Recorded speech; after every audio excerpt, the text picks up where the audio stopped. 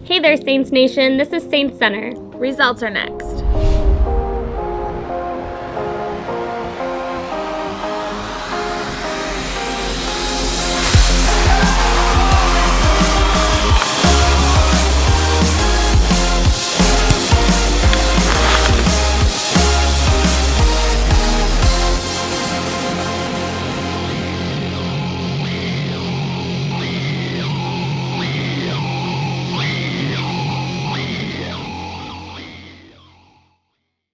Welcome to this week's episode of SaintsCenter. I'm Rachel Amrine. And I'm Mike McGinnis.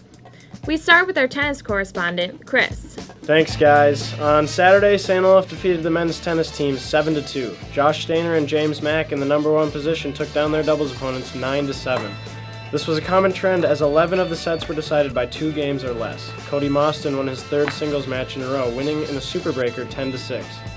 As for the women, the Oles proved to be a stronger force, winning 8-1. In the number 3 position, the team of Sams and Bruscagli provided the only victory for the Saints, winning 9-7.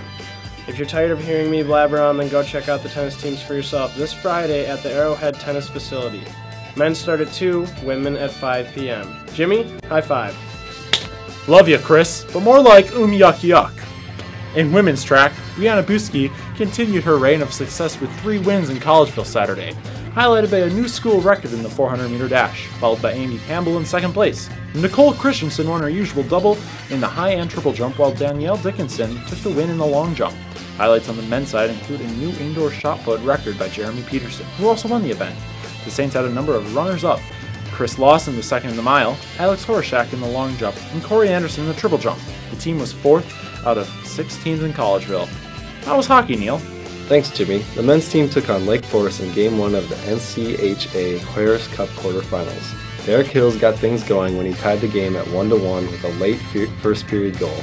In the second period, Keegan Bruce would score the game-winning goal as the Saints topped Lake Forest 2-1.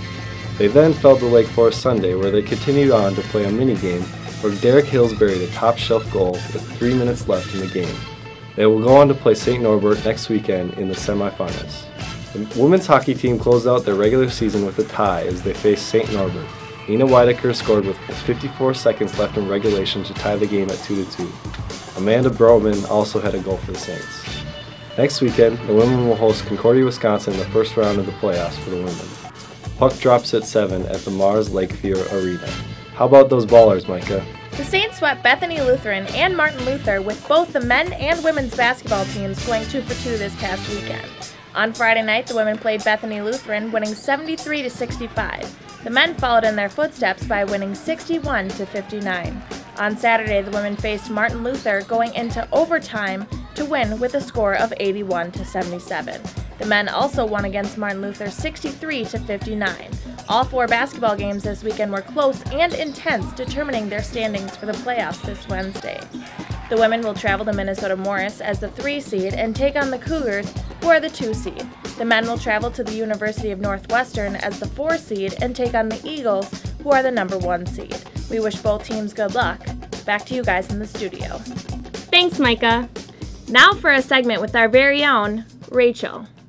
Thanks, guys. Rachel Amrine here, reporting on the recent successes of the women's basketball team. Along with their successes, word on the street, there's some funky stuff regarding their socks. First, I wanted to find out if the rumors about their socks were true. It's very true. 8 games straight. They're stiff as a board. I don't really know what the story is behind it. I don't really know. We just had a really good game. We started it against Northland, and we only missed 2 threes as a team. So we were shooting kind of bad before that, and ever since then, no, we haven't watched them. And we haven't lost. So this is 8 games strong. Why we're winning. Then I wanted to know if this brought on any health concerns. Well, don't have any foot funguses yet, but We keep them in a little hutch in our lockers so they don't affect our teammates. we actually put them in the little cubbies and shut them so no air gets out. Sometimes they're still wet when you put them on. Lastly, I wanted to find out if this would become a tradition. Well, obviously if we win into NCAA, these aren't getting washed. Oh, no, but if we lose, they're getting burned. We did not cause ringworm in the breakout in BWC. This has nothing to do with ringworm. This is about winning. This is about winning. So there you have it. Their socks may not be the reason for the ringworm outbreak. However, they are the reason for winning. Back to you, Micah. Thanks, Rachel. That concludes this week's episode of SaintsCenter. I'm Mike McGinnis. And I'm Rachel Amrine. Thanks for watching. And have a good one.